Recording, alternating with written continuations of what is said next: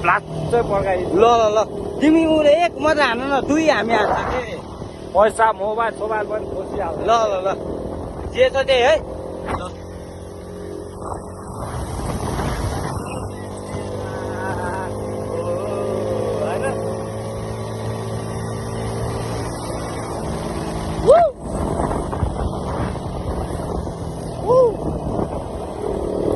ओइ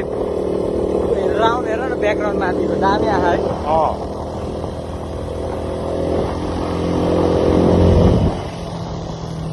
राइडर चाहिँ हाम्रो सर छ होइन